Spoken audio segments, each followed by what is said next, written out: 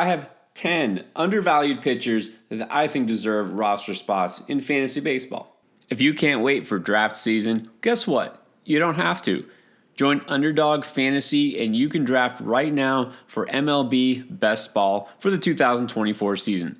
They've got some new contests that just opened up. Check them out right now. If you sign up and use promo code Endgame, you get a 100% deposit match for your first $100 that you put into your account. Try Underdog Fantasy today. Let's start with the Marlins, who are always churning out an exciting young pitcher every year. But we're going to go with, I guess, sort of a retread, somebody that you've heard of and that you didn't know was going to be a starting pitcher, A.J. Puck. You might remember last year, Puck started the year as the closer for the Marlins. This is somebody who came over from the Oakland Athletics a couple years ago. Highly touted prospect, just couldn't stay healthy. Well, last year seemed like he put it together, was finally efficient, in a good situation, but he lost the closer job eventually to Tanner Scott. And he doesn't have it this year, but instead, he might have a rotation spot. That's right, the Marlins are stretching him out to be a starter because they're going to need the help. Of course, Sandy Alcantara, Cy Young Award winner a couple years ago, out for the entire season, and they've already got some issues. Braxton Garrett, who is fighting for a rotation spot as well, he's already having some trouble in the spring. He might be injured.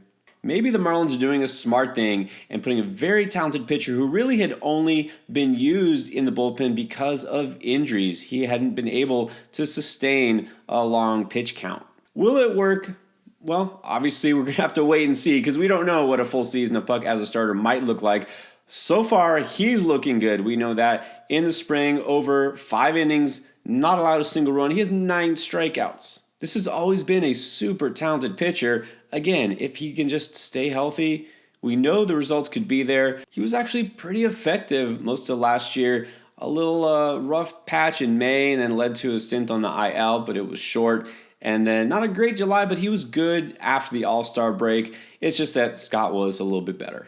There's obvious risk here, mainly injury risk, but hey, Puck has definitely got the talent, and so I'm taking a lotto ticket on him in several drafts. Now, it seems like everybody in the Phillies pitching staff gets drafted at some point, even their bullpen.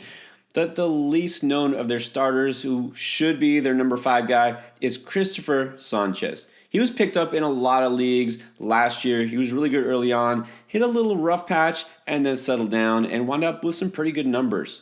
In 18 starts, he posted a 3.44 ERA and a 1.05 whip. He does not walk batters. You know I love to see that.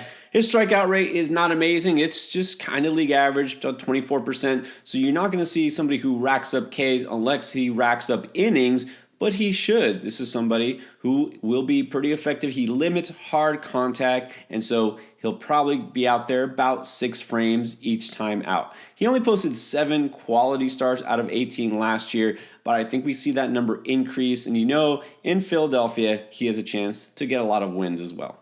In fact, that's really what kept him from being even more effective in fantasy. Only had a 3-5 record over those 18 starts. A little surprising considering his ratios were so low. So it's a little more consistency, maybe just some better luck, and we should see Sanchez become probably a staple in most fantasy rotations. All right, let's get back to the Marlins. And no, not a current Miami pitcher. Even better, a former Marlins pitcher. And those are the best kind because as soon as they leave, they thrive.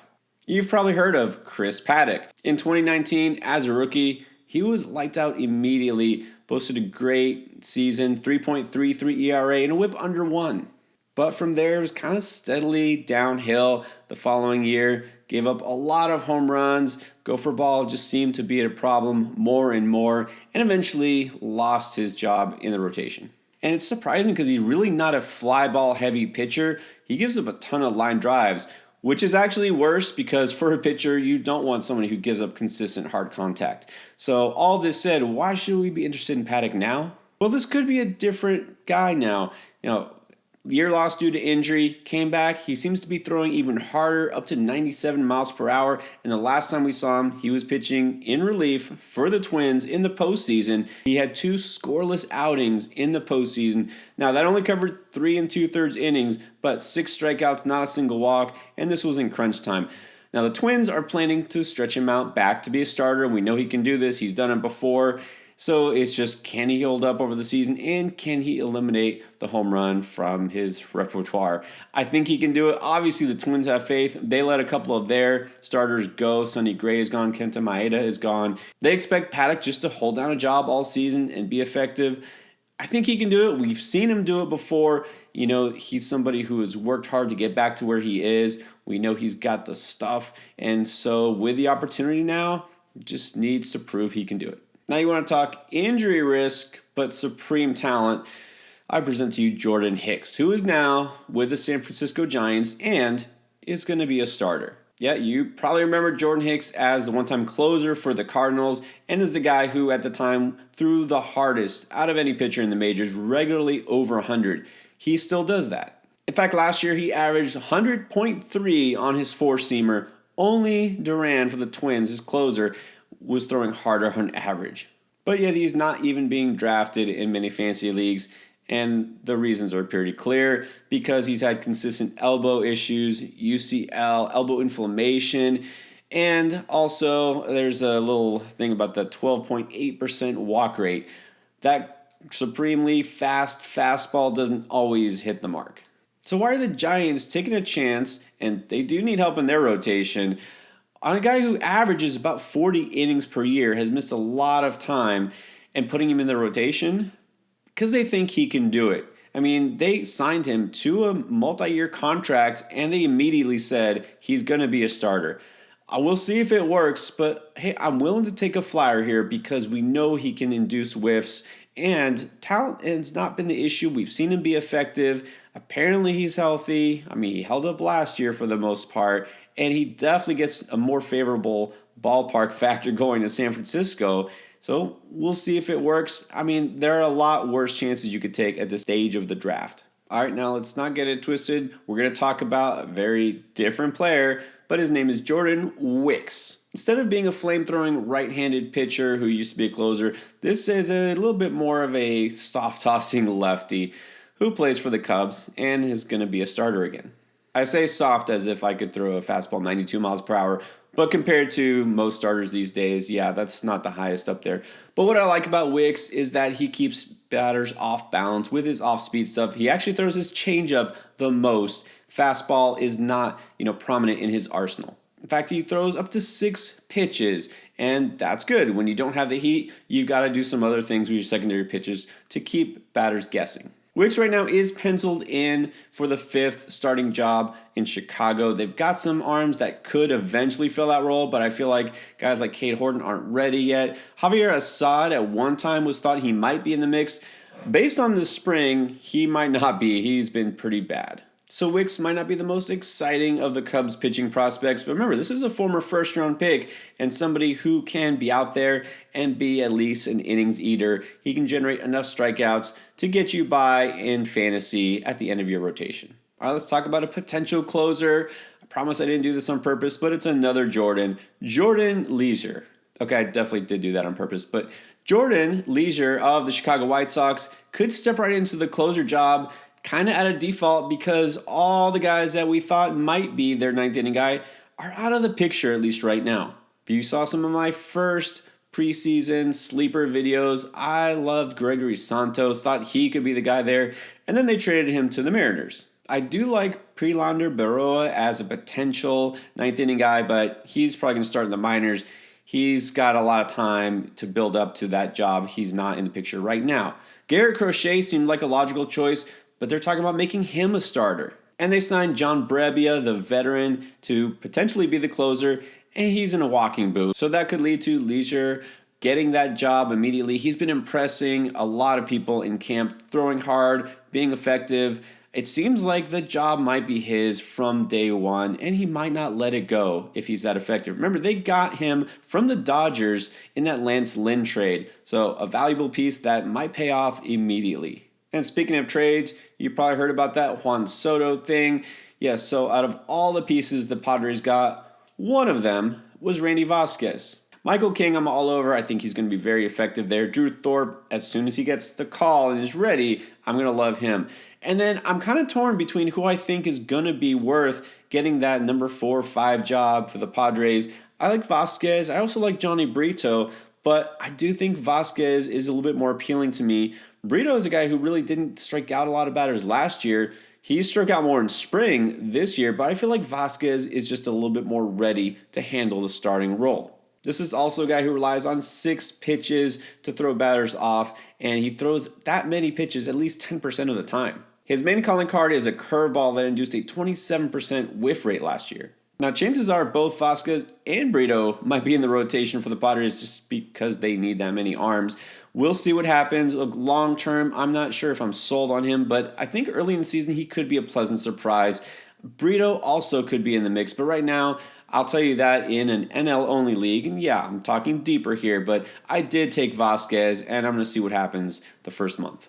Now, your late round undervalued pitchers don't all have to be young players. Sometimes a boring veteran can still be effective. How about Steven Matz?